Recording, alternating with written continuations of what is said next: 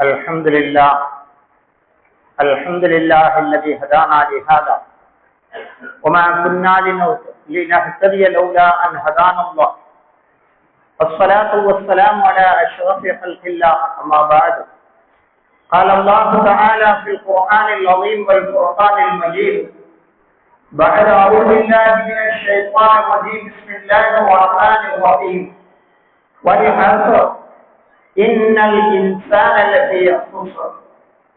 وقال النبي صلى الله عليه وسلم يغتنم خمسا قبل خمس إلى آخر ما قال النبي صلى الله عليه وسلم.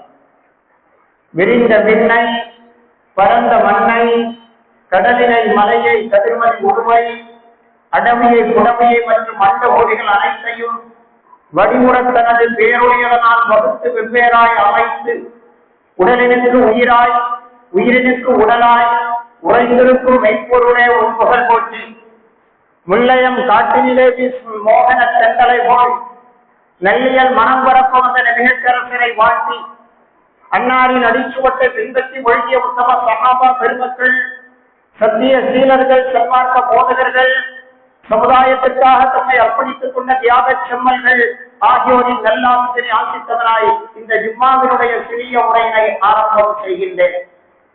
கண்ணியத்திற்கும் மிகுந்த மேன்மைக்கு முறித்தான எனதர்மை இஸ்லாமிய பெரியோர்களே, இனிய இஸ்லாத்தின் வாழ்வுக்கும் தாழ்வுக்கும் பொறுப்பேற்றிருக்கின்ற வாலிப தோழர்களே, இளஞ்சிறார்களே, பரவான ஜும்மாவினுடைய தொழுகையை சொல்வதற்காகவும் சொல்லப்படுகின்ற விஷயங்களை கேட்பதற்காகவும் கேட்கப்படுகின்ற பிரார்த்தனைகளுக்கு ஆமீன் சொல்வதற்காகவும் அதன் ஆரம்ப பக்தியிலேயே வந்த நம்மை எல்லாம் மகிழ்ச்சி செய்வானாக. ஜும்மாவினுடைய முழு பலனும் பாக்கியமும் பெற்ற பாக்கியசாலிகளாய் நம் அனைவர்களையும் அல்லாஹ் ஆக்கியரும் புரிவானாக. நம்முடைய ஹலாலான முராதுகளை எல்லாம் அல்லாஹ் ஆக்கி தந்தருள்வானாக. ஆகியத்தோடு ஆரோக்கியத்தோடு நீண்ட ஆயுளை நம்மவர்கள் அனைவர்களுக்கும் அல்லாஹ் நசீபாக்கி தந்தருள்வானாக. சொல்வதையும் கேட்பதையும் வாழ்வில் நடைமுறைப்படுத்த எனக்கும் உங்களுக்கும் தௌஹீக் செய்தருள்வானாக. அன்பான அல்லாஹ்வின் நல்லடியார்களே, அன்பு சகோதரர்களே, 2025 ஆண்டினுடைய இறுதி ஜும்மாவிலே நாம் இருக்கிறோம். அடுத்த ஜும்மா இன்ஷா அல்லாஹ் 2026 தொடங்கி 2வது நாள் முதல் ஜும்மாவாக இருக்கும். அல்லாஹ் ரப்பல் ஆலமீன் ஆபியத்தோடு ஆரோக்கியத்தோடு நீண்ட ஆயுளை நம் அனைவர்களுக்கும் அல்லாஹ் நசீபாக்கி தந்தருள்வானாக. அன்பான அல்லாஹ்வின் நல்லடியார்களே, அன்பு சகோதரர்களே, நம்மை விட்டு ஆண்டுகள் கடந்து கொண்டிருக்கிறது, நம்மை விட்டு வருடங்கள் போய்கொண்டிருக்கிறது, நம்மை விட்டு மாதங்களும் வாரங்களும் நாட்களும் மணிகளும் நொடிகளும் சென்று கொண்டிருக்கிறது. நமக்கு ஏதாவது மாற்றங்கள் உண்டா? ஏதாவது முன்னேற்றங்கள் உண்டா? நாம் இந்த நாட்களையும் நேரங்களையும் எப்படி பயன்படுத்துகிறோம் என்ற விஷயத்தில் ஓரிரு தகவல்களை இன்றைய ஜும்மாவிலே உங்களோடு நான் பரிமாறிக்கொள்ள ஆசைப்படுகிறேன். அன்பானவர்களே, டைம் மேனேஜ்மெண்ட், நேர நிர்வாகம், நேர மேலாண்மை என்று ஒரு தனி சப்ஜெக்டே இருக்கிறது. இஸ்லாமியர்கள் தான் நேரத்திற்கு முக்கியத்துவம் கொடுத்தார்கள். நேர மேலாண்மையில் மும்முரமானவர்களாக திகழ்ந்தவர்கள் இஸ்லாமியர்கள். நேரத்தை உரிய முறையிலே பயன்படுத்தி இந்த உலகத்திலே வெற்றி கண்டவர்கள் யார் என்பதை ஆய்வு செய்கிற பொழுது ஆங்கில அறிஞர்களும் சரி, அரபுலக அறிஞர்களும் சரி, உலகத்தினுடைய அத்துணை அறிஞர்களும் ஏகோபித்து சொல்கிறார்கள். அதில் முதல் நபர் கண்மணி நாயகம் நபி முஹம்மது முஸ்தபா ஸல்லல்லாஹு அலைஹி வஸல்லம் அவர்கள் தான். நேரத்தை, குறுகிய நேரத்தை சரியாக பயன்படுத்தி அதிலே வெற்றி கண்டவர்களில் முதல் நபராக முத்துநபி முஹம்மது முஸ்தபா ஸல்லல்லாஹு அலைஹி வஸல்லம் அவர்கள் அறியப்படுகிறார்கள், போற்றப்படுகிறார்கள் என்றால் அந்த நபியினுடைய உம்மத்தாக இருக்கிற நாம் நேரத்தை சரியாக கையாளுகிறோமா என்பதை நாம் சிந்திக்க கடமைப்பட்டிருக்கிறோம். அன்பானவர்களே, நேர நிர்வாகம், டைம் மேனேஜ்மெண்ட், நேர மேலாண்மை என்று சொன்னால் குறிப்பாக டைம் இன் முஸ்லிம்ஸ் லைஃப் அல் வக்து ஃபி ஹயாத்தில் முஸ்லிம், இஸ்லாமியர்களுடைய வாழ்விலே நேரம் என்று தனியான ஒரு சப்ஜெக்டே இருக்கிறது.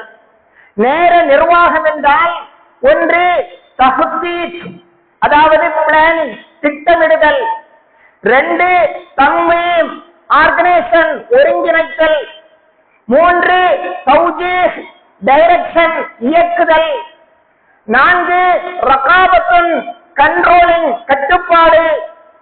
5 இத்திஹாதுல் கரார், டிசிஷன் மேக்கிங் என்று நேர நிர்வாகத்தை ஒரு 5ஆக பிரித்து நூல்களிலே நமக்கு சொல்லித் தருவார்கள். அன்பானவர்களே, இத்திஹாதுல் கரார், டிசிஷன் மேக்கிங், முடிவெடுக்கக்கூடிய திறன், இவைகளை கொண்டதுதான் டைம் மேனேஜ்மெண்ட், நேர நிர்வாகம் என்று சொல்வது. அரபு நூல்களை நாம் ஆய்வு செய்கிற பொழுது அல் இஸ்ராஃபு அலல் வக்த், இதாரத்துல் வக்த், அல் இதாரத்து ஸமனிய்யத்து ஃபில் இஸ்லாம் என்றெல்லாம் பல்வேறு தலைப்புகளில் நேர நிர்வாகத்தை பற்றி சொல்லப்படுகிறது. விரிவான விஷயங்கள், தொடர்பையானாக பல நாட்கள் சொல்லப்பட வேண்டிய விஷயங்கள் இருந்தாலும் கூட ஜும்மாவில் இது போன்ற விஷயங்களை நீட்டிக் கொண்டிருப்பது சிறந்ததல்ல என்பதற்காக இன்றைய ஜும்மாவில் அதை சுருக்கி சில பல தகவல்களை மட்டும் உங்களுடைய சிந்தையிலே படுத்த நான் ஆசைப்படுகிறேன். நேர நிர்வாகத்திலே மிக முக்கியமானது பஞ்சுவாலிட்டி என்று சொல்வார்கள். பஞ்சுவாலிட்டி, நேர உடன்பாடுகளின் ஒழுக்கம், நேரத்தில் துல்லியமாக வருதல். ஜும்மாவுக்கு எப்பொழுது வர வேண்டும், நேரத்தை எப்படி கணிக்க வேண்டும், 5ஆக நேரத்தை பகுத்து ஒட்டகத்தினுடைய, மாட்டினுடைய, ஆட்டினுடைய, கோழியினுடைய, முட்டையினுடைய நன்மைகளெல்லாம் கிடைக்கிறது என்று ஆர்வமூட்டிய அருமை நாயகம் ஸல்லல்லாஹு அலைஹி வஸல்லம் அவர்களுடைய உம்மத்தாக இருக்கக்கூடிய நாம் அந்த நேரத்திற்கு எவ்வளவு முக்கியத்துவம் கொடுக்கிறோம். அன்பானவர்களே, அல் இல்திஸாமு பில் மவாஈத், நேர உடன்பாடுகளை கடைபிடித்தல். அத்யக்தத்து ஃபில் மவாஈத், நேரத்திலே துல்லியமாக இருத்தல்.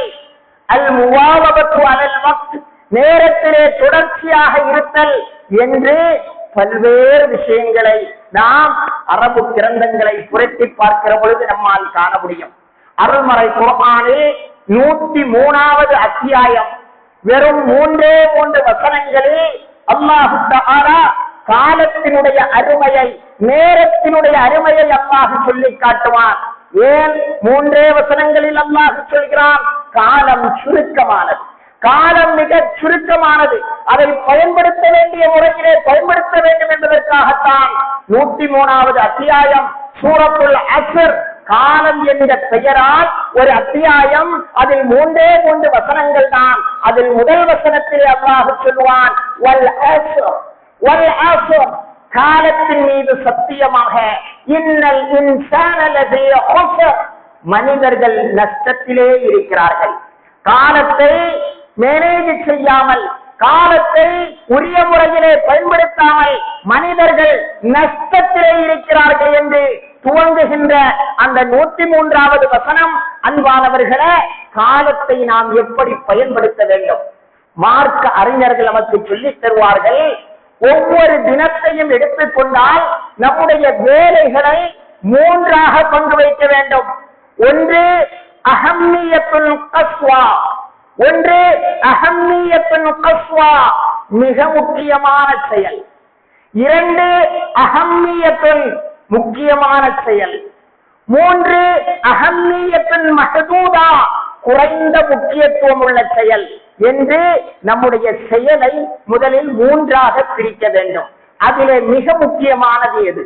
வெள்ளிக்கிழமை ஜும்மாவை பொறுத்தமட்டில், ஒரு முஸ்லிமை பொறுத்தமட்டில் அஹம்மியத்தை கஸ்வா, மிக முக்கியமான ஒரு செயல் ஜும்மாவுக்காக வேண்டி தயாராகுவது, அதற்காக வேண்டி ஒதுங்குவது, அதற்காக வேண்டி வருவது. இதுதான் ஒரு முஸ்லிமை பொறுத்தமட்டில் வெள்ளிக்கிழமை அஹம்மியத்தை கஸ்வாவாக இருக்க முடியும். ஆக வேலைகளை 3ஆக பகுக்க வேண்டும். பகுத்து சரியான வேலையை சரியான நேரத்தில் சரியாக செய்வதுதான் திறமையும் திறனும் என அறிஞர்கள் நமக்கு சொல்லி காட்டுவார்கள். அதாஉல் அமலி ஸஹீஹ் வ அதாஉல் அமலி பிஷக்லின் ஸஹீஹ், சரியான வேலையை சரியான நேரத்தில் சரியாக செய்வதிருக்கிறது, அதுதான் திறமையாக இருக்கிறது, திறனாக இருக்கிறது. நவீன மேலாண்மை கல்வியினுடைய தந்தை என்று போற்றப்படுகிறார். படித்தவர்களுக்கு தெரியும், நவீன மேலாண்மை கல்வியினுடைய தந்தை என்று போற்றப்படுகின்ற பீட்டர் ட்ரக்கர் என்று சொல்பவர் என்று சொல்லக்கூடிய ஒருவர் சொல்வார். பீட்டர் ட்ரக்கர் நவீன மேலாண்மை கல்வியினுடைய தந்தை என்று போற்றப்படக்கூடியவர். அந்த பீட்டர் ட்ரக்கர் என்று சொல்லக்கூடியவர் சொல்வார், efficiency is doing the job right, effectiveness is doing the right job. அதாவது திறமை என்றால் என்ன தெரியுமா? திறமையும் திறனும் என்ன தெரியுமா? சரியான வேலையை சரியான நேரத்தில் சரியாக செய்து முடிப்பதிருக்கிறது. இதுதான் எஃபிஷியன்ஸ் ஆக இருக்கிறது, எஃபெக்டிவ்னஸ் ஆக இருக்கிறது என யார் சொல்கிறார்? உலகமே அங்கீகரிக்கக்கூடிய நவீன கல்வியினுடைய, நவீன மேலாண்மை கல்வியினுடைய தந்தை என்று போற்றப்படுகின்ற, நவீன மேலாண்மை கல்வியினுடைய தந்தை என்று போற்றப்படுகின்ற பீட்டர் ட்ரக்கர் சொல்லி காட்டுகிறார் என்றால், அன்பான அல்லாஹ்வின் நல்லடியார்களே, அன்பு சகோதரர்களே, அருள்மறை குர்ஆனில் அல்லாஹ் ரப்பல் ஆலமீன் 7ஆம் அத்தியாயம் 34வது வசனத்திலே அல்லாஹ் ஒரு செய்தியை நமக்கு சொல்லி காட்டுவார். வலிகுல்லி உம்மத்தின் அஜல், வலிகுல்லி உம்மத்தின் அஜல். ஒவ்வொரு சமுதாயத்திற்கும் ஒரு தவணை இருக்கிறது, ஒவ்வொரு சமுதாயத்திற்கும் ஒரு தவணை இருக்கிறது. ஃபஇதா ஜாஅ அஜலுஹும், அவர்களுடைய தவணை வந்துவிட்டால் லா யஸ்தகிரூன, அவர்கள் பிந்தவும் மாட்டார்கள். அந்த இடத்தில் அல்லாஹ் சாஅத்தன் என்ற ஒரு வார்த்தையை போடுகிறார். ஆழமாக நாம் சிந்திக்க வேண்டிய வார்த்தை லா யஸ்தகிரூன சாஅத்தன். சாஅத் என்பதற்கு முன்னாள் மார்க்க அறிஞர்கள் தர்ஜுமத்துல் குர்ஆன் எடுத்து பார்த்தால் தெரியும், கொஞ்ச நேரம் அல்லது கனப்பொழுது என்று மொழிபெயர்த்திருப்பார்கள். லா யஸ்தகிரூன சாஅத்தன், கொஞ்ச நேரம் கூட அவர்கள் பிந்தவும் மாட்டார்கள். அவர்கள் முந்தவும் மாட்டார்கள். சாஅத் என்ற வார்த்தை, சாஅத் என்ற வார்த்தை இருக்கிறது. அன்பானவர்களே, நவீன மார்க்க அறிஞர்கள் சொல்லி காட்டுவார்கள், சாஅத் என்பதற்கு மைக்ரோ செகண்ட் என்ற அர்த்தம். மைக்ரோ செகண்ட் நம்ம பெரியவர்கள் பலர்களும் கேள்வி கூட பட்டிருக்க மாட்டார்கள், படிக்கக்கூடிய பிள்ளைகளுக்கு தெரியும். மைக்ரோ செகண்ட், சாத் என்று சொன்னால் மைக்ரோ செகண்ட். ஒரு மைக்ரோ செகண்ட் கூட அவர்கள் முந்தவும் மாட்டார்கள், அவர்கள் பிந்தவும் மாட்டார்கள் என அல்லாஹ் ரப்பல் ஆலமீன் அருள்மறை குர்ஆனில் என்று சொல்லி காட்டுகிறான். என்றால் இந்த நேரத்தினுடைய அருமையை, ஒரு மைக்ரோ செகண்டினுடைய அருமையை மனிதன் புரிந்து கொள்ள வேண்டும் என்பதற்காகத்தான் வான்மறை குர்ஆனில் இந்த வார்த்தையை அல்லாஹ் பயன்படுத்துகிறான். நேரத்தை பற்றி அல்லாஹ் வலியுறுத்துகிற பொழுது இஸ்லாமியர்களை அவ்வப்போது சிந்திக்க சொல்கிறான். இஸ்லாமியர்களுடைய முழு முதல் கடமை தொழுகை. அந்த தொழுகையை அல்லாஹ் நமக்கு அறிமுகப்படுத்துகிற பொழுது 4ஆம் அத்தியாயம் 103வது வசனத்திலே அல்லாஹ் சொல்வான், இன்ன ஸலாத கானத் அலல் முஃமினீன கிதாபம் மவ்கூதா. இன்ன ஸலா, நிச்சயமாக தொழுகை இருக்கிறது, கானத் அது ஆகி இருக்கிறது, அலல் முஃமினீன் முஃமின்கள் மீது கிதாபன் கடமையாக. எப்படிப்பட்ட கடமை தெரியுமா? தோணுகிற பொழுது தொழ வேண்டும் என்பதல்ல, விரும்புகிற பொழுது அவன் தொழுதால் அந்த தொழுகை முழுமையான தொழுகையாக அவனிடமிருந்து ஏற்றுக்கொள்ளப்படாது. கிதாபம் மவ்கூதா, நேரம் குறிப்பாக்கப்பட்ட கடமையாக, நேரம் சிக்கல் செய்யப்பட்ட கடமையாக, நேரம் வரையறுக்கப்பட்ட கடமையாக. இந்த தொழுகை இந்த நேரத்தில் தொழ வேண்டும் என்று ஒவ்வொரு தொழுகைக்கும் நேரம் குறிப்பிடப்பட்ட கடமையாக தொழுகை அவர்கள் மீது கடமையாக்கப்பட்டிருக்கிறது என தொழுகையை பற்றி அல்லாஹ் சொல்லுகிறான். என்றால் நோன்பை பற்றி அல்லாஹ் சொல்வான். 2ஆம் அத்தியாயம் 185வது வசனத்திலே அல்லாஹ் சொல்வான், யார் மாதத்தை, அந்த மாதத்தை, ரமலான் மாதத்தை யார் அடைந்தாரோ அவர் அந்த மாதத்திலே நோன்பு நோக்க வேண்டும். எப்படியோ 30 நாள் நோன்புதானே பிடிக்க வேண்டும், நான் எப்பொழுதாவது பிடிக்கிறேன் என எவனும் நோன்பு பிடிக்க முடியாது. சுன்னத்தான உபரியான நபிலான நோன்புகள் எப்பொழுது வேண்டுமானாலும் வைக்கலாம், அது வேறு விஷயம். ஆனால் அல்லாஹ் கடமையாக்கிய அந்த பரந்தான நோன்பு இருக்கிறதே, பிறை பார்த்து நோன்பை பிடிக்க வேண்டும், பிறையை பார்த்து நோன்பை விட வேண்டும். துல்லியமானதாக நேரம் காலம் குறிக்கப்பட்ட கடமையாக நோன்பை அல்லாஹ் நமக்கு கடமையாக்கி இருக்கிறான். ஹஜ்ஜை பற்றி அல்லாஹ் 2ஆம் அத்தியாயம் 197வது வசனத்திலே அல்லாஹ் சொல்கிற பொழுது, அல் ஹஜ்ஜு அஷ்ஹுரும் மஅலூமாத், ஹஜ் என்பது விரும்பிய நேரத்தில் நீங்கள் போய் செய்ய வேண்டிய கடமை அல்ல.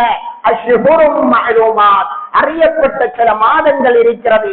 அறியப்பட்ட மாதத்தில் தான் அதற்காக வேண்டிய இஹ்ராம் கட்டி துல்ஹஜ் மாதத்திலே நிறைவேற்ற வேண்டிய ஒரு கடமைதான் ஹஜ் என அல்லாஹ் ரப்புல் ஆலமீன் தொழுகையை எடுத்துக்கொண்டாலும் சரி, நோன்பை எடுத்துக்கொண்டாலும் சரி, ஹஜ்ஜை எடுத்துக்கொண்டாலும் சரி, நேரம் அது துல்லியமாக பேணப்பட வேண்டும் என்று டைம் மேனேஜ்மெண்டில் மனிதன் முஸ்லிம் எவ்வாறு கண்ணெஞ்செழுத்துமாக இருக்க வேண்டும் என்பதை அல்லாஹ் ரப்புல் ஆலமீன் வலியுறுத்தி கூறுகிறான். அன்பான அல்லாஹ்வின் நல்லடியார்களே, அன்பு சகோதரர்களே, இப்னுல் முகஃபா மிகப்பெரிய மகான், மிகப்பெரிய அறிஞர், மிகப்பெரிய எழுத்தாளர். அல் அதபுல் கபீர், அல் அதபு ஸகீர் என்று பல்வேறு பெரிய நூல்களை எல்லாம் எழுதியவர் இப்னுல் முகஃபா ரஹ்மத்துல்லாஹி அலைஹி அவர்கள். அவர்கள் சொல்வார்கள், அல் வக்து கஸ்ஸைஃப், நேரம் என்பது வாளை போன்றது. நாம் என்ன சொல்கிறோம்? நேரம் என்பது டைம் இஸ் லைக் கோல்ட் என்று சொல்கிறோம். மிக தவறான பழமொழி அது. எப்படியோ அது பரவிவிட்டது, அது தவறான பழமொழி. டைம் இஸ் லைக் லைஃப் என்று சொல்வதுதான் சரியான பழமொழியாக இருக்கும். நேரம் என்பது உயிரை போன்றது. தங்கம் அது எவ்வளவுதான் உச்ச விலைக்கு போனாலும் கூட வாங்குபவர்கள் கொஞ்சம் குறைவாக வாங்குவார்கள், வாங்குவார்களே தவிர தங்கத்தை நாம் இழந்துவிட்டால் அதை வாங்கிவிடலாம். எனவே டைம் இஸ் லைக் கோல்ட் என்று சொல்வது மிக தப்பான தவறான பரவலாக்கப்பட்ட பழமொழி என்று அறிஞர்கள் சொல்லி காட்டுகிறார்கள். எப்படி சொல்ல வேண்டும்? டைம் இஸ் லைக் லைஃப், நேரம் இருக்கிறது அது உயிரை போன்றது, போனால் திரும்ப வராது. சென்ற ஒரு நிமிடம் நம்மை விட்டு கடந்து விட்டால் எவ்வளவுதான் கோடிக்கணக்கிலே கொட்டி கொடுத்தாலும் கூட அந்த நேரத்தை நம்மால் மீட்டெடுக்க முடியாது. எனவே டைம் இஸ் லைக் லைஃப் என்று சொல்வதுதான் சரியான பழமொழியாக இருக்கும். இப்னுல் முகஃபா ரஹ்மத்துல்லாஹி அலைஹி அவர்கள் தன்னுடைய அல் அதபு ஸகீர், அல் அதபுல் கபீர் என்று சொல்லக்கூடிய நூலிலே சொல்வார்கள், அல் வக்து கஸ்ஸைஃப், நேரம் இருக்கிறதே அது வாளை போல, நேரம் இருக்கிறதே அது வாளை போல. இதா நம் தக்குத்தழுகு, அந்த நேரத்தை நீ வெட்டவில்லை என்றால் கத்தாக்க அது உன்னை வெட்டிவிடும். நேரத்தை நீ வெட்டவில்லை என்றால் நேரம் உன்னை வெட்டிவிடும் என இப்னுல் முகஃபா ரஹ்மத்துல்லாஹி அலைஹி அவர்கள் சொல்லி காட்டுகிறார்கள். அப்படி என்றால் என்ன பொருள்? நேரத்தை உரிய முறையில் நீ அதை பயன்படுத்தாவிட்டால், யூஸ் பண்ணாவிட்டால் அந்த நேரம் உன்னை பாழாக்கிவிடும், உன்னை ஒன்றுமில்லாமல் ஆக்கிவிடும் என இப்னுல் முகஃபா ரஹ்மத்துல்லாஹி அலைஹி அவர்கள் சொல்லி காட்டுகிறார்கள். என்றால் அன்பானவர்களே, நேரம் உயிர் போன்றது.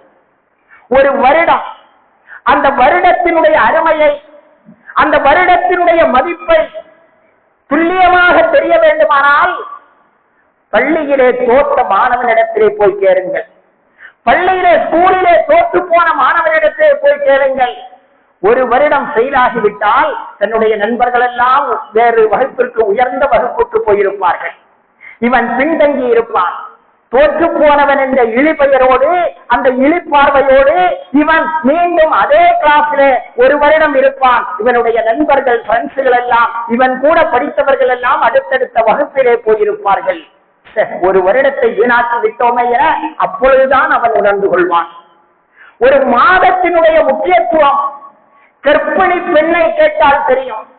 9 மாசத்திலே அல்லது 10 மாசத்திலே குழந்தை பெற வேண்டிய ஒரு பெண்மணி 11 மாதம் ஆகிவிட்டால், அல்லது 8 மாதத்திலே குழந்தை குறை பிரசவமாக பெற்றெடுத்து விட்டால், குழந்தைக்கு புத்தி சுவாதீனமானதாக, வளர்ச்சி குன்றியதாக, மன வளர்ச்சி குன்றியதாக உடல் வளர்ச்சி குன்றியதாக பல்வேறு குறைகள் இருக்க நேரிடும். எனவே துல்லியமாக பிரசவிக்க வேண்டும். ஒரு மாதம் முந்திவிடவும் கூடாது, ஒரு மாதம் பிந்திவிடவும் கூடாது என ஒரு கர்ப்பிணி பெண் அந்த மாதத்தை எவ்வளவு துல்லியமாக கணித்துக் கொண்டிருக்கிறார். மாதத்தினுடைய முக்கியம் அவள் உணர்ந்திருக்கிறாள், அவளுக்கு தெரியும். அதுபோல ஒரு வாரத்தினுடைய சிறப்பை, முக்கியத்துவத்தை நாம் அறிய வேண்டுமானால் வீக்லி நடத்தக்கூடிய வார பத்திரிகை நடத்தக்கூடியவர்களிடத்திலே கேட்டால் தெரியும். அவர்களுடைய வீட்டில் என்னதான் பங்கன் இருந்தாலும், என்னதான் பிரச்சனை இருந்தாலும், ஒரு வார பத்திரிகையை அந்த நாளுக்குள் அதை அனுப்பாவிட்டால், கொண்டு போய் சேர்க்க வேண்டிய இடத்திலே சேர்க்காவிட்டால் லட்சக்கணக்கான பணம் அப்படியே முடங்கிவிடும். அந்த பத்திரிகை இனி அனுப்ப முடியாது. ஒரு வாரம் முடிந்து விட்டால் வார பத்திரிகை என்றால் ஒவ்வொரு வாரமும் புதிதாக வந்து கொண்டிருக்க வேண்டும். ஒரு வார பத்திரிகை நடத்தக்கூடிய ஆசிரியர் ஒரு வாரத்தில் எவ்வளவு மும்முரமாக அவர் ஈடுபடுவார், வாரத்தினுடைய சிறப்பு என்பது அவரிடத்திலே கேட்டால் நம்மால் தெரிந்து கொள்ளலாம். ஒரு மணி நேரத்தினுடைய சிறப்பு, முக்கியத்துவம், ஒரு மணி நேரத்தினுடைய முக்கியத்துவம். வகுப்பறையில் தேர்வறையிலே சென்ற மாணவன் கொஸ்டின் பேப்பரை கையிலே வாங்கிவிட்டு ஒரு மணி நேரம் ஹாயாக தூங்கிவிட்டால் அவனுடைய வாழ்க்கையே அதோகதியாகி போகிறது. அவனுடைய கனவே பலனற்று போய்விடுகிறது. என்ன படிக்க நினைத்தான், எப்படி உயர நினைத்தான் என்ற கனவு தேர்வு அறையிலே ஒரு மணி நேரம் எழுத வேண்டிய அந்த நேரத்தை தூக்கத்திலே கழித்து விட்டால் அந்த ஒரு மணி நேரம் எவ்வளவு வேல்யூபிளான நேரம் என்பது அவனுக்குத்தான் தெரியும். அது மட்டுமல்ல, ஒரு நிமிடம், ஒரு நிமிடத்தினுடைய முக்கியத்துவம். புகை வண்டியை, பேருந்தை தவறவிட்டவர்களுக்கு தெரியும். ஒரு நிமிடம் நான் முந்தி இருந்தால் அந்த பேருந்தை பிடித்திருக்கலாமே, அந்த பஸ்ஸை பிடித்திருக்கலாமே, அந்த ட்ரெயினை பிடித்திருக்கலாமே, இந்த நேரம் பாதி தூரம் நான் பயணம் சென்றிருக்கலாமே, ஒரு நிமிடம் பிந்திவிட்டதே என அந்த நிமிடத்தினுடைய முக்கியத்துவத்தை கூறி ட்ரெயினை, பஸ்ஸை பிந்தவிட்டவர்கள் புலம்புவதை நாம் பார்க்கிறோம். அன்பானவர்களே, அது மட்டுமா, ஒரு செகண்டினுடைய முக்கியத்துவம். விபத்திலே சிக்கியவன் அல்லது விபத்திலே தப்பித்தவன், இந்த ரெண்டு பேருக்கும் தெரியும். ஒரு செகண்ட் நான் பிந்தி இருந்தால் இந்த விபத்து எனக்கு நடந்திருக்காது என்று அவன் நினைப்பான். அதுபோல விபத்தில் இருந்து தப்பியவன் அல்லாஹ் காப்பாற்றினான், ஒரு செகண்ட் நான் முந்தியதனால் இந்த விபத்தில் இருந்து நான் பாதுகாக்கப்பட்டேன் என ஒரு செகண்டினுடைய அருமை விபத்திலே சிக்கியவனை கேட்டால் அல்லது விபத்தில் இருந்து தப்பியவனை கேட்டால் அவர்கள் அதை ஆழமாக சொல்வார்கள். அன்பானவர்களே, ஒரு மில்லி செகண்டினுடைய அருமை, ஒரு மில்லி செகண்ட் என்றால் ஒரு செகண்டினுடைய 1000ல் ஒரு பங்கிற்குத்தான் மில்லி செகண்ட் என்று சொல்வார்கள். ஒலிம்பிக் ஓட்டப்பந்தயத்தில் கோல்டு மெடலை தவறவிட்டு சில்வர் மெடலிஸ்டிடம் கேட்டால் அந்த மில்லி செகண்டினுடைய அருமை அவருக்கு தெரியும். கோல்டு மெடலிஸ்டும் சில்வர் மெடலிஸ்டும் சரியாகத்தான் போயிருப்பார்கள். ஒரு மில்லி செகண்ட் அவர் பிந்தி இருப்பதை அந்த நுண்ணறிவு கருவி மூலம் அவர்கள் காட்டி அவர் வென்றுவிட்டார், உங்களுக்கு கோல்டு மெடல் இல்லை, சில்வர் மெடல் என அவருக்கு தெரியும். ஒரு மில்லி செகண்ட் நாம் வந்துவிட்டால் நாம் கோல்டு மெடலிஸ்டாக ஆயிருக்கலாமே என. ஒரு மைக்ரோ செகண்ட், ஒரு நிமிடத்தினுடைய லட்சத்தில் ஒரு பகுதிக்குத்தான் மைக்ரோ செகண்ட் என்று சொல்வார்கள். அதை அளக்கக்கூடிய கருவி நாசா போன்ற விண்வெளி ஆய்வு மையங்களில் தான் அதை வைத்திருப்பார்கள். ஒலிம்பிக் போட்டி நடக்கின்ற இடத்தில் உட்பட மில்லி செகண்டை தான் துல்லியமாக சொல்வார்களே தவிர மைக்ரோ செகண்டை காட்டக்கூடிய கருவி விண்வெளி ஆய்வு மையங்களில் நாசா, ISRO போன்ற ஆய்வு மையங்களிலே பார்த்தால் ஒரு மில்லி செகண்ட், ஒரு மைக்ரோ செகண்ட் எவ்வளவு வேல்யூபிள் ஆனது என்பது அவர்களுக்கு தெரியும். அன்பான அல்லாஹ்வின் நல்லடியார்களே, அன்பு சகோதரர்களே, இஸ்லாமிய அறிஞர்கள் அதனால் தான் சொல்வார்கள், அல் வக்து அஸ்மனு மின் குல்லி குனூஸில் அர்த். நேரம் இருக்கிறதே மின் குனூஸில் அர்த். இப்னு கையிம் ரஹ்மத்துல்லாஹி அலைஹி அவர்கள் இப்னு தைமியாவினுடைய மாணவர், உலகம் போற்றுகின்ற மிகப்பெரிய அறிஞர்களில் ஒருவரான இப்னு கையிம் ரஹ்மத்துல்லாஹி அலைஹி அவர்கள் சொல்வார்கள், உலகத்தில் உள்ள அத்துணை செல்வங்களிலும் மிக உன்னதமான செல்வம் என்ன தெரியுமா? நேரம்தான் என்று சொல்லி காட்டுவார்கள். ஆங்கில அறிஞன் புளூட்டார்க் என்று சொல்லக்கூடியவன் சொல்வான். அதுபோல பெஞ்சமின் பிராங்க்லின் என்று சொல்லக்கூடிய அறிஞன் சொல்வான், time is more precious than all treasures. Time is more precious than all treasures on earth. இந்த பூமியிலே கிடைக்கக்கூடிய அத்துணை கருவூலங்களையும் விட மிக உன்னதமான பொக்கிஷம் என்ன தெரியுமா? சொன்னது யார்? உலகம் அங்கீகரிக்கக்கூடிய புளூட்டார்க் என்று சொல்லக்கூடிய அறிஞன், பெஞ்சமின் பிராங்கிலின் என்று சொல்லக்கூடிய அறிஞன். நேரம்தான் இந்த உலகத்திலே கிடைக்கக்கூடிய பொக்கிஷங்களிலேயே மிக உன்னதமானது என சொல்லி காட்டுகிறார்கள் என்றால், அன்பானவர்களே, நேரத்தினுடைய அருமை இஸ்லாத்தை ஏற்றுக்கொண்டதாக சொல்லி இருக்கக்கூடிய நாம், முஸ்லிம்கள் என்று சொல்லி இருக்கக்கூடிய நாம், அதிலும் வேதனையான விஷயம், இஸ்லாமிய கருத்துக்கள் எல்லாம் எனக்கு தெரியும் என்று சொல்லி இருக்கக்கூடிய இஸ்லாமிய அறிஞர்களும் கூட சிலர்கள் நேரத்தை வீணாக்குவதை நாம் பார்த்துக் கொண்டிருக்கிறோம். தமிழிலே சொல்வார்கள், பானைக்கே பசிக்கலாமா, விசிறிக்கே வியர்க்கலாமா? பானைக்கே பசிக்கலாமா, விசிறிக்கே வியர்க்கலாமா? நகத்தை செதுக்கி அழுக்கை எடுக்க வேண்டிய கத்தரிக்கோல் விரலை வெட்டி வேடிக்கை பார்க்கலாமா? நகத்தை செதுக்கி அழுக்கை எடுக்க வேண்டிய கத்தரிக்கோலே நகத்தை வெட்டி விரலை வெட்டி வேடிக்கை பார்க்கலாமா? பயிரே வேடிக்கை பார்க்கலாமா? வேலியே பயிரை மேயலாமா? மருத்துவமனைகளே நோயை பரப்பலாமா? வேரில் விழுதே வெந்நீரை வீசலாமா? காற்றாடியே கத்தியாக மாறலாமா? தாய்ப்பாலே நெஞ்சாக ஆகலாமா? மேய்ப்பவர்களே குட்டிகளை ஓனாயிரத்தில் ஒப்படைக்கலாமா? ஆடுகளை மேய்ப்பவர்கள் குட்டிகளை எடுத்து ஓனாயிரத்திலே ஒப்படைக்கலாமா? இந்த சமுதாயத்திற்கு வழிகாட்ட வேண்டிய அறிஞர்கள், உலமாக்கள், அவர்களே வழிகேட்டிலே வீழலாமா? நேரத்தை வீணாக்கக்கூடிய அறிஞர்களும் சிலர்கள் இருக்கிறார்கள். அன்பான அல்லாஹ்வின் நல்லடியார்களே, அன்பு சகோதரர்களே, கேட்டால் எல்லாம் எனக்கு தெரியும், நான் அது படித்திருக்கிறேன், நான் இது படித்திருக்கிறேன், நான் இந்த கிதாப் ஓதி இருக்கிறேன், நான் அந்த நூலை படித்திருக்கிறேன், இந்த அறிஞரை பற்றி நான் படித்திருக்கிறேன் என பெருமை அடித்துக் கொள்கிறார்கள். அன்பானவர்களே, மார்க்க அறிஞர்கள், நமது முன்னோர்கள் நமக்கு சொல்லித் தருவார்கள், ஹதஃபுத் தஅலீம் லைஸல் மஅரிஃபா பல் அமல். படிப்பினுடைய நோக்கம் வெறும் கல்வி அல்ல, செயல். படிப்பினுடைய நோக்கம் வெறும் கல்வியை சேகரிப்பது மட்டுமல்ல, செயல்பட வேண்டும். The purpose of education is not knowledge but action என்று சொல்வார்கள். படிப்பினுடைய நோக்கம் வெறும் ஏதோ சேகரித்துக் கொண்டிருப்பதல்ல, தன்னுடைய வாழ்வில் பயன்பாட்டில் அது வர வேண்டும். கல்வியின் நோக்கமே அதுதான். ஆனால் எல்லாம் படித்ததாக சொல்வார்கள், படித்ததற்கு நேர் மாற்றமாக அவர்கள் ஒழுகுவார்கள். அல்லாஹ் பாதுகாப்பானாக. அன்பானவர்களே, மார்க்க அறிஞர்கள் நமக்கு சொல்லித் தந்தார்கள், முன்னோர்கள் நமக்கு சொல்லித் தந்தார்கள். அல் காயத்துல் உதுமா மினல் ஹயாத் லைஸத்தில் மஅரிஃபா பல் அமல். The great end of life is not knowledge but action. மனிதர்களுடைய மிக முக்கியமான லட்சியம் என்ன தெரியுமா? அவர்கள் வெறும் ஏட்டுச் சிறைக்காய் போல, கழுதையின் மீது சுமத்தப்பட்ட பொதிகளைப் போல ஏதோ விஷயங்களை உள்வாங்கிக் கொண்டிருப்பது மட்டுமல்ல அவர்களுடைய நோக்கம். அவர்களுடைய லட்சியம் ஆக்ஷனாக இருக்க வேண்டும், செயலாக இருக்க வேண்டும். கற்றதன்படி ஒழுக வேண்டும். கற்க கசடர கற்பவை கற்றதில் நிற்க அதற்கு தக. எதை படித்தோமோ அதன்படி செயல்பட வேண்டும். அதுதான் கல்வியினுடைய நோக்கம் என அறிஞர்கள் நமக்கு சொல்லித் தருகிறார்கள் என்றால், அன்பான அல்லாஹ்வின் நல்லடியார்களே, அன்பு சகோதரர்களே, நாம் எப்படி நேரத்தை தள்ளி போடுகிறோம்? ஜும்மாதானே, வெள்ளிக்கிழமை 12 மணி, 12:30 மணி, 12:45, 12:45, 12:45 அல்ல, 1:30 ஆகட்டும். அப்பொழுதுதான் மிம்பர் படிக்க அவர் செல்வார். அப்பொழுது நாம் கரெக்டாக சென்று ஏதோ தொழுகையிலே அல்லாஹு அக்பர் என்று கை கட்டிவிட்டால் மிகப்பெரிய தியாகியாக, ஞானியாக, மார்க்கப்பற்றாளனாக, முஸ்லிமாக, முஃப்தியாக, முன்னாள் சாய்பாக ஆகிவிடுவோம் என்று நாம் மனப்பால் குடித்துக் கொண்டிருக்கிறோம். அன்பானவர்களே, நேரத்தை தள்ளி போடுவது இருக்கிறதே,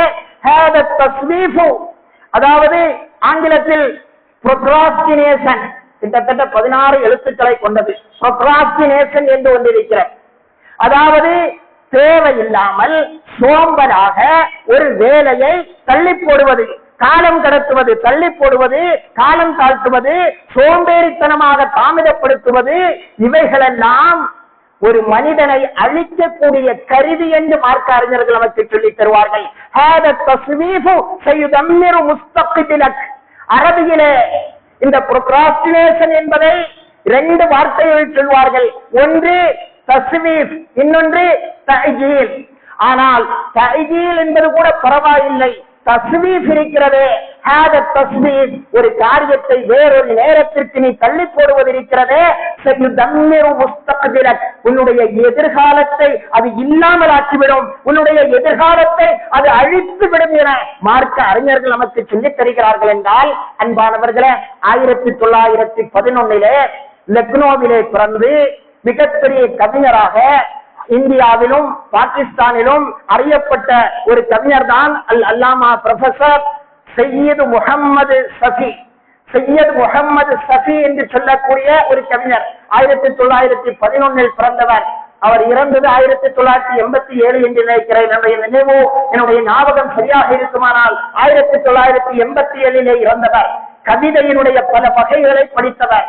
நவும் கசல் என்றெல்லாம் கவிதையினுடைய பல வகைகள் இருக்கிறது. அதில் 2லும் உச்சபட்சமாக சேர்ந்தவர் தான் இந்த சஃபி.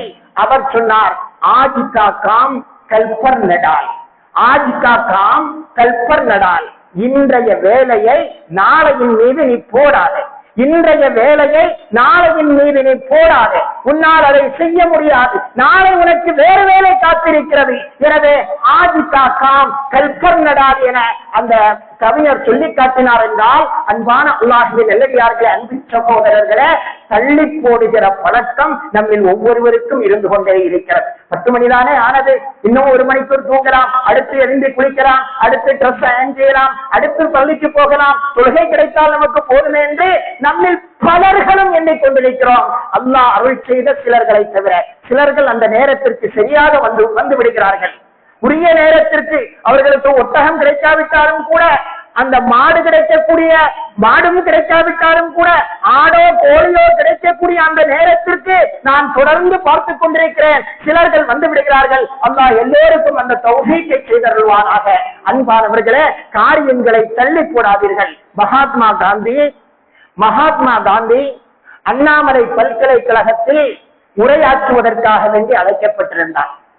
அப்படி அழைக்கப்பட்ட அவருக்கு கொடுக்கப்பட்ட அந்த நேரத்திலிருந்து 1 நிமிடம் தாமதமாக வந்தார். ஒரே 1 நிமிடம். கட்டுக்கதையோ கற்பனை சம்பவமோ அல்ல, அவருடைய வரலாற்று நூல்களிலே பொறிக்கப்பட்டது. ஒரே 1 நிமிடம் தாமதமாக வந்தார். வந்தவர் பரேஷான் ஆகி மன்னிப்பு கேட்டார் மக்களிடத்திலே. என்னை மன்னித்துக் கொள்ளுங்கள், என்னை மன்னித்துக் கொள்ளுங்கள் என. குழுமி இருந்தவர்கள், விழா ஏற்பாட்டாளர்கள் சொன்னார்கள், பெரிய பிரச்சனை இல்லை தேசப்பிதாவர்களே, ஒரே 1 நிமிடம் தானே. எத்தனை கழிச்சடைகள் இன்று பல மணி நேரத்தையும் பல நாட்களையும் வீணாக்கிக் கொண்டிருக்கிறார்கள். தான் வருகிறேன் என்று காக்க வைத்து உயிர்களை காவு வாங்கக்கூடிய கழிச்சடைகளுக்கு மத்தியிலே அண்ணல் மகாத்மா காந்தி அவர்கள் ஒரே 1 நிமிடத்தை, ஒரே 1 நிமிடம் பிந்தி வந்ததற்காக வேண்டி மன்னிப்பு கேட்டார். உரியவர்கள் சொன்னார்கள் பிரச்சனை இல்லை என. மகாத்மா காந்தி சொன்ன பதில் நம் ஒவ்வொருவர்களுடைய நெஞ்சத்திலும் இடம் பெற வேண்டும். அவர் சொன்னார், 1 நிமிடம் என்று நீங்கள் சாதாரணமாக விட்டு விடாதீர்கள். இந்த அரங்கத்திற்கு உள்ளால் 1000 பேர்கள் குழுமி இருக்கிறீர்கள். 1000 பேருடைய 1 நிமிடத்தை நான் வீணாக்கி விட்டேன். 1000 நிமிடத்தை நான் வீணாக்கி விட்டேன். 1000 நிமிடம் என்பது சுமார் 17 மணி நேரத்தை நான் வீணாக்கிய குற்ற உணர்வு எனக்கு இருக்கிறது என அண்ணல் மகாத்மா காந்தி அவர்கள் சொல்லி காட்டினார்கள். என்றால் அன்பான அல்லாஹ்வின் நல்லடியார்களே, அன்பு சகோதரர்களே, வாருங்கள் வாருங்கள் என்று ஜும்மாவுக்கு எத்தனை தடவை அழைத்தாலும் கூட நம்மில் எத்தனை பேர்கள் சரியான நேரத்திற்கு வருகிறோம்? நாம் ஜும்மாவுக்கு வருவது மட்டுமல்ல, நாம் வேலைக்கு செல்லக்கூடிய அந்த இடத்திலும் கூட, நாம் ஆசிரியராக வேலை பார்த்தாலும் சரி, அல்லது கம்பெனிகளிலே வேலை பார்த்தாலும் சரி, அல்லது துணிக்கடைகளிலே வேலை பார்த்தாலும் சரி, ஏன் ஹோட்டல்களிலே வேலை பார்த்தாலும் கூட, நமக்கென ஒதுக்கப்பட்ட அந்த நேரத்தில் சரியாக செல்ல வேண்டிய கடமையும் பொறுப்பும் நமக்கு இருக்கிறது. ஒருவருக்கு 5 மணி நேரம் வேலை. உதாரணத்திற்கு சொல்கிறேன், உதாரணமாக சொல்கிறேன், யாரையும் குறிப்பிட்டு சொல்வதல்ல. ஒரு 5 மணி நேரம், காலையிலே 2.5 மணி நேரம், மாலையிலே 2.5 மணி நேரம். அவருக்கு டியூட்டி நேரம் 6 மணியிலிருந்து 8:30 மணி வரை என்று வைத்துக் கொள்ளுங்கள். 7 மணிக்கு வருகிறார், 7:30க்கு வருகிறார், 8 மணிக்கு வருகிறார், 8:30க்கு வருகிறார், 8:30 டியூட்டி முடிந்து விடுகிறது. 8:30 பின்பம் வருகிறார். வந்துவிட்டு தான் 6 மணிக்கே வந்தது போல காட்டிக் கொள்கிறார். தன்னுடைய அதிகாரிகளுக்கு, தன்னுடைய பொறுப்பாளிகளுக்கு, தன்னுடைய நிர்வாகிகளுக்கு தான் 6 மணிக்கே வந்தது போல காட்டிக் கொள்கிறார். அன்பானவர்களே, வாங்குகிற சம்பளம் அது ஹராமாக இருக்கிறது.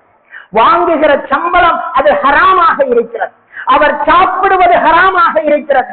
அவர் மீது நல்ல அபிப்பிராயம் கொண்ட அவருடைய நண்பர்கள் சிலர்கள் சொன்னார்களாம், நீங்கள் இப்படி வராதீர்கள், அல்லாஹுவை பயந்து கொள்ளுங்கள், உங்களுக்கு உரிய நேரத்திலே நீங்கள் வந்து கையெழுத்துக்களை போடுங்கள் என்று சொன்னபோது, நான் அல்லாஹ்வுடைய அச்சம் உங்களை விட எனக்கு நிறைய இருக்கவே செய்கிறது, இருந்தாலும் கூட என்னுடைய மேலதிகாரிகள் என்னை துளைத்து எடுத்து விடுகிறார்கள், வார்த்தையால் என்னை வாட்டி வதைத்து விடுகிறார்கள், என்னை பரமாரியான கேள்வி கணைகளால் துடிக்கிறார்கள், எனவே அவர்களுக்கு பயந்துதான் நான் கையெழுத்தை மாற்றி போடுகிறேன் என்று சொன்னாரா.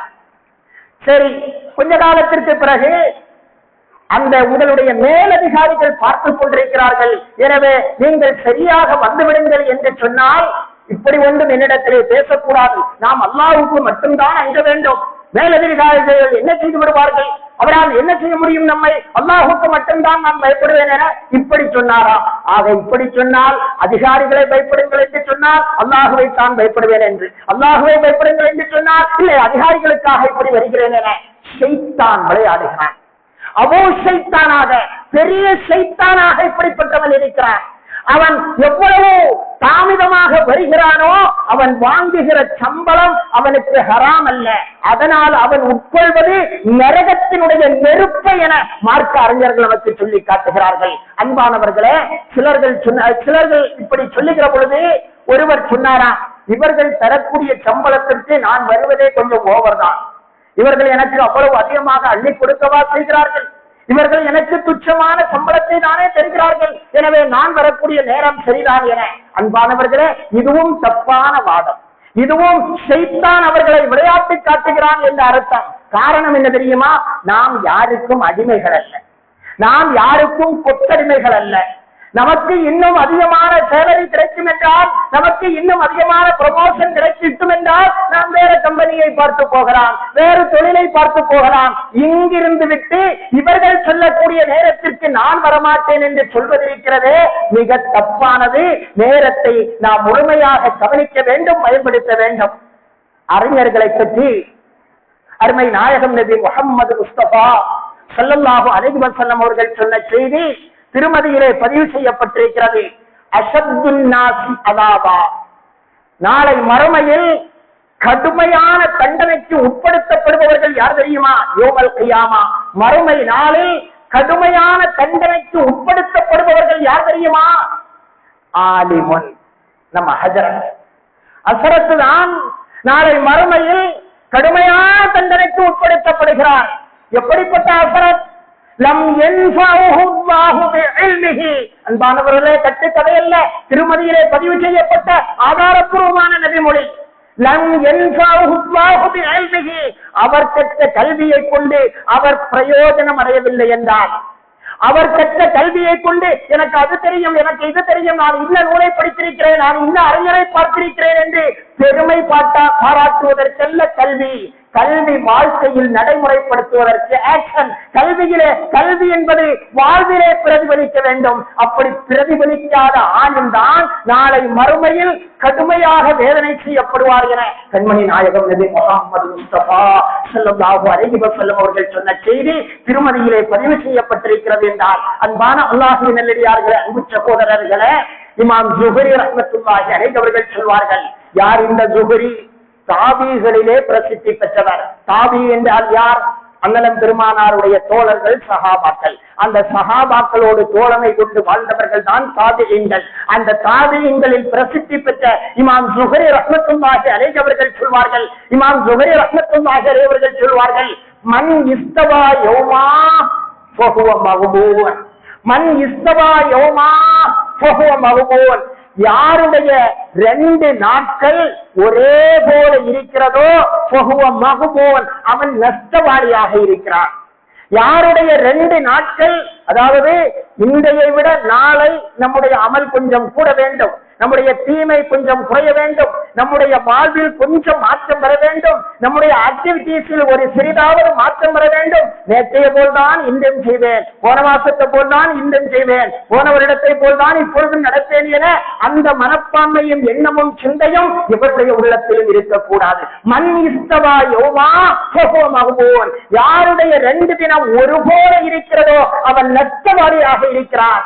ஒமன் கான கதுஹு ஷர்ரம் மின் யௌமிஹி ஃபஹுவ மல்ஊன், யாருடைய 2வது நாள் முந்திய நாளை விட மோசமாக இருக்கிறதோ அவன் சாபக்கேடானவன், அவன் மல்ஊன். மல்ஊன் என்றால் ஷைத்தானை அல்லாஹ் லஅனத்து செய்தான் என்று சொல்கிறோம். அதுபோல இவனும் சாபக்கேடானவன், சபிக்கப்பட வேண்டியவன் என இமாம் ஜுஹரி ரஹ்மத்துல்லாஹி அலைஹி அவர்கள் சொல்லி காட்டினார்கள் என்றால், அன்பானவர்களே, மார்க்க அறிஞர்கள் சொல்லி காட்டுவார்கள், வயலுல் லில் ஜாஹிலி மர்ரா, தெரியாதவர்களுக்கு ஒரு நாசம்தான், வயலுல் லில் ஆலிமி சபஅ மர்ரா, தெரிந்தவர்களுக்கு 7 நாசம். தெரியாதவர்களுக்கு ஒரு நாசம், ஒரு பாவம், ஒரு கஷ்டம் என்றால், தெரிந்தவர்களுக்கு 7 பாவம் 7 கேடு என மார்க்க அறிஞர்கள் நமக்கு சொல்லித் தருகிறார்கள் என்றால், அன்பானவர்களே, ஒரே ஒரு விஷயத்தை கூறி என் இன்றைய ஜும்மா உரையை நிறைவு செய்வேன். அன்பானவர்களே, சிலர்கள் நம்மை புகழ்வார்கள். சில அறிஞர்களை பார்க்கிறேன், மற்றவர்களுடைய புகழ்ச்சியிலேயே ஏதோ கனவிலே மிதப்பது போல மிதந்து கொண்டிருக்கக்கூடிய சில அறிஞர்களும் இருக்கிறார்கள். யாராவது நம்மை புகழ்ந்தால் போதும், அவர் என்னை இப்படி சொல்லிவிட்டார், அவர் என்னை இப்படி புகழ்ந்து விட்டார் என்று அந்த புகழ்ச்சியிலே மனப்பால் குறித்து எங்கோ சிறகடித்து பறந்து கொண்டிருக்கிறார்கள். அலியின் கர்ரமல்லாஹு வஜ்ஹு, எவ்வளவு பெரிய புகழுக்கு தகுதியானவர்கள். இஸ்லாத்தினுடைய 4வது கலீஃபா, சுவனத்தை கொண்டு சுபச்செய்தி சொல்லப்பட்டவர். அல்லாஹுவையும் ரசூலையும் இவரும் பிரியப்படுகிறார், இவரை அல்லாஹுவும் ரசூலும் பிரியப்படுகிறார்கள் என அருமை நாயகத்தின் நாவால் புகழுரைக்கப்பட்டவர். அதற்கெல்லாம் மேலாக தன் அன்பு மகள் பாத்திமாவுக்கு மருமகனாக அருமை நாயகத்தால் தேர்ந்தெடுக்கப்பட்டவர்கள் அண்ணல் அலி ரலியல்லாஹு அன்ஹு அவர்கள். அலி ரலியல்லாஹு அன்ஹு அவர்களை சிலர்கள் புகழ்வார்கள், அவர்களுடைய சஹாபாக்கள் அவர்கள் சிலர்கள் புகழ்வார்கள். அப்படி புகழுகிற பொழுது அலியின் கர்ரமல்லாஹு வஜ்ஹு அவர்கள் அற்புதமான ஒரு துஆவை அவர்கள் செய்தது மட்டுமல்ல, இந்த சமுதாயத்தினுடைய அறிஞர்களுக்காகவும் இப்படி யார் மற்றவர்களுடைய புகழிலே மிதந்து கொண்டிருக்கிறார்களோ அவர்களுக்காகவும் அலி ரலியல்லாஹு அவர்கள் சொன்னார்கள், நீங்கள் இப்படி துஆ செய்யுங்கள். உங்களுடைய தகுதிக்கு மீறி யாராவது புகழ்ந்தார்களேயானால் நீங்கள் இப்படி துஆ செய்யுங்கள், அல்லாஹும்ம லா துஆஹிதுனி பிமா யகூலூன். நீங்கள் தொழுது முடித்துவிட்டு அல்லது இன்ன நேரங்களில் அல்லாஹ்விடத்திலே நீங்கள் நெக்குருகி கேளுங்கள். அரபி தெரியாவிட்டால் தமிழிலே கேளுங்கள், அல்லாஹும்ம லா துஆஹிதுனி பிமா யகூலூன். அல்லாஹ்வே, அல்லாஹ்வே, இவர்கள் சொல்வதை கொண்டு என்னை நீ குற்றம் பிடித்து விடாதே அல்லாஹ். என்னை தலைக்கு மேல் அவர்கள் புகழ்கிறார்கள், இல்லாத பொல்லாத குணங்களை எல்லாம் சொல்லி என்னை புகழ்கிறார்கள், போற்றுகிறார்கள். என்னுடைய உள்ளத்திலே என்னை மீறிய புகழ்ச்சியை எனக்கு அவர்கள் புகழ்கிறார்கள். அல்லாஹும்ம லா துஆஹிதுனி பிமா யகூலூன். அவர்கள் சொல்வதை கொண்டு என்னை நீ குற்றம் பிடித்து விடாதே.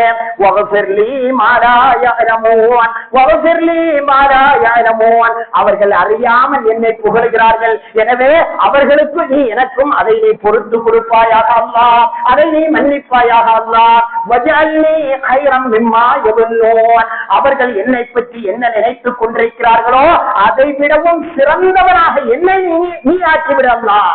அவர்கள் என்னை பற்றி என்ன நினைத்துக் கொண்டிருக்கிறார்களோ அதை விடவும் சிறந்தவனாக என்னை நீ ஆக்கிவிடு அல்லாஹ் என அலியின் கர்ரமல்லாஹு வஜ்ஹு அவர்கள் அல்லாஹ்விடத்திலே மன்றாடுவார்கள் என்றால், அன்பானவர்களே, சில அறிஞர்களை பார்க்கிறோம், சில உலமாக்களை பார்க்கிறோம், யாராவது ஏதாவது புகழ்ந்து விட்டால் என்னை அவர் அப்ப ஏதோ அல்லாஹ் தஆலா சுவனத்திற்கு சுவன பட்டயம் கொடுத்தது போல என்னை இப்படி சொல்லிவிட்டார்கள், என்னை இப்படி புகழ்ந்து விட்டார்கள், நான் அப்படிப்பட்டவன் என கனவிலே மிதந்து கொண்டிருக்கிறார்கள். இப்படிப்பட்ட துர்க்குணங்களை விட்டு அல்லாஹ் நம்மையும் நம்மை நேசிப்பவர்களையும் அல்லாஹ் பாதுகாப்பானாக. அன்பானவர்களே, ஒரே ஒரு வரலாற்று நிகழ்ச்சியை மட்டும் சொல்லி என் உரையை திரையிடுவேன். காரணம், சென்ற வாரமே நான் சொன்னது, இனி அடுத்த ஜும்மா இன்ஷா அல்லாஹ் 2026 புதிய ஜும்மா அல்லாஹ் ரப்பல் ஆலமீன் ஆஃபியத்தோடு ஆரோக்கியத்தோடு அனைவர்களுக்கும் நீண்ட ஆயுளை தந்து நேரத்தை கவனமாக பேணி ஜும்மாவுக்கு முன்கூட்டியே வரக்கூடிய நல்ல சாலிஹீன்களாய் சேத்தியா தோப்பில் உள்ள இந்த மக்களையும் இதர எல்லா முஸ்லிம்களையும் அல்லாஹ் ஆக்கியது புரிவானாக. சென்ற வார ஜும்மாவிலே சொன்னேன், ஜும்மாவுக்கு வரக்கூடியவர்கள் 3 விதமாக இருக்கிறார்கள். ஒன்று கண்மணி நாயகம் சொன்னது, சுருக்கமாக சொல்லிக் கொடுக்கிறேன். அபூதாவூதிலே பதிவு செய்யப்பட்ட ஹதீஸ், அப்துல்லாஹ் இப்னு அம்ர் ரலியல்லாஹு அன்ஹு அவர்கள் அறிவிக்கிறார்கள், யஹ்முருல் ஜும்அத ஸலாஸத்து நஃபர், 3 கூட்டம். வெள்ளிக்கிழமை எடுத்துக்கொண்டால் முஸ்லிம்கள் 3 வகையாக பிரிகிறார்கள். ரஜுலுன் ஹமரஹா யல்ஹு வஹுவ ஹப்லுஹு மின்ஹா, சிலர்கள் பள்ளிக்கு வருகிறார்கள், வீணான காரியங்களில் கண்டவர்களை தெரிந்தவர்களை நண்பர்களை பார்த்து பேசிக்கொண்டு சிரித்துக் கொண்டு அரட்டை அடித்துக் கொண்டு போன் பார்த்துக் கொண்டு இப்படியே நேரத்தை கழிக்கிறார்கள். ஒரு சுக்கும் இவர்களுக்கு கிடைக்காது, ஒரு பலனும் இவர்களுக்கு கிடைக்காது, ஜும்மாவினுடைய எந்த சிறப்பும் இவர்களுக்கு கிடைக்காது. இரண்டாவது ஒரு நபர், அவர் பள்ளிக்கு வருகிறார், வந்தவுடன் தஸ்பீஹை எடுத்துவிட்டு அல்லது கையை ஏந்தி அல்லாஹ் என்று நெக்குருகி பிரார்த்தித்துக் கொண்டிருக்கிறார். இவருடைய பிரார்த்தனையை சில சமயம் அல்லாஹ் கேட்பான், சில சமயம் கேட்காமலும் இருக்கலாம், சில சமயம் கேட்கவும் செய்யலாம் அல்லது கேட்காமலும் இருக்கலாம். இங்கு என்ன பேசப்படுகிறது, என்ன சொல்லப்படுகிறது, நமக்கு சொல்லப்படக்கூடிய விஷயங்கள் அல்லவா, இதை நாம் உள்வாங்க வேண்டாமா, நம்முடைய வாழ்வை நாம் மாற்ற வேண்டாமா எந்த சிந்தனையும் இல்லாமல் அதோ பிக்ரிலே ஈடுபட்டு விடுவார். அல்லாஹ் நாடினால் ஒருவேளை அவரை பொறுக்கலாம், மன்னிக்கலாம், இல்லை என்றால் விட்டுவிடவும் செய்யலாம். மூன்றாவது ஒரு நபர், மூன்றாவது ஒரு கூட்டம் வருகிறது, அமைதியாக எந்த பேச்சும் பேசாமல், சென்ற வாரம் விளக்கமாக சொல்லி இருக்கிறேன், நன்மையான காரியமும் கூட பேசக்கூடாது, எந்த பேச்சும் பேசாமல் அமைதியாக வாயை பொத்தி வந்து முதல் சப்பிலே முடிந்த அளவு இருந்து அல்லது அடுத்தடுத்த சப்புகளில் இடம் கிடைக்கிற இடத்தில் யாருடைய பிடரியையும் வலம் ரக்கபத்தன், யாருடைய பிடரியையும் தாண்டாமல் இடம் கிடைக்கக்கூடிய இடத்திலே இருந்து வலம் யூதி அகதன், யாருக்கும் எந்த தொந்தரவும் செய்யாமல் குதுபா இமாம் சொல்லக்கூடிய விஷயங்களை கேட்டு உள்வாங்கி கிரகித்து கொஞ்சமேனும் வாழ்க்கையில் எடுத்து நடைமுறைப்படுத்த வேண்டுமே என்ற சிந்தனையோடு ஜும்மாவிலே பங்கெடுக்கிறார். இவர் இருக்கிறாரே அடுத்து வரக்கூடிய 7 நாட்கள் இவரையே அறியாமல் மனிதன் என்ற முறையிலே செய்யக்கூடிய சின்ன சின்ன பாவங்களுக்கெல்லாம் இது பரிகாரமாக ஆகிவிடுகிறது. அது மட்டுமல்ல, 7 நாள் மட்டுமல்ல, எக்ஸ்ட்ரா இன்னும் ஒரு 3 நாளும், ஆக 10 நாட்கள் இவர் செய்த சின்ன சின்ன பிழைகளுக்கு அது கஃபாராவாக மாறிவிடுகிறது என அருமை நாயகம் நபி முஹம்மது முஸ்தபா ஸல்லல்லாஹு அலைஹி வஸல்லம் அவர்கள் சொல்லி காட்டினார்கள் என்றால் அடுத்தடுத்த ஜும்மாக்களில் இருந்து அந்த 3வது நபராக கஃபாராவாக பாவங்கள் மாறுவதற்கு காரணமாக்கப்பட்ட அந்த நேரத்திலேயே வந்து சொல்லப்படுகின்ற விஷயங்களை கேட்பதற்கும் கேட்கின்ற விஷயங்களை உள்வாங்குவதற்கும் உள்வாங்கிய விஷயங்களை அமலிலே கொண்டு வருவதற்கும் அல்லாஹ் எனக்கும் உங்களுக்கும் தௌஃபீக் செய்தருள்வானாக. உடல் ஆபியத்தோடு ஆரோக்கியத்தோடு நீண்ட ஆயுளை நம் அனைவர்களுக்கும் அல்லாஹ் நசீபாக்கி தந்தருள்வானாக. உலகத்தின் 4 பக்கங்களிலும் கஷ்டப்படக்கூடிய எல்லா முஸ்லிம்களினுடைய கஷ்டங்களையும் அல்லாஹ் போக்கி அருள் புரிவானாக. இஸ்லாத்தையும் முஸ்லிம்களையும் அழிக்க நினைக்கக்கூடிய சக்திகளை வேரோடும் வேரடி மண்ணோடும் அல்லாஹ் இல்லாமல் ஆக்குவானாக. இந்த இந்திய திருநாட்டில் இஸ்ஸத்தோடு கண்ணியத்தோடு தலைநிமிர்ந்து நமது சந்ததிகள் கியாமத் நாள் வரை வாழ்வதற்கு அல்லாஹ் தௌஃபீக் செய்தருள்வானாக என்ற நல்ல பிரார்த்தனையோடு நிறைவு செய்கிறேன். அல்ஹம்துலில்லாஹி ரப்பில் ஆலமீன். அஸ்ஸலாமு அலைக்கும் வரஹ்மத்துல்லாஹி வபரகாத்துஹு.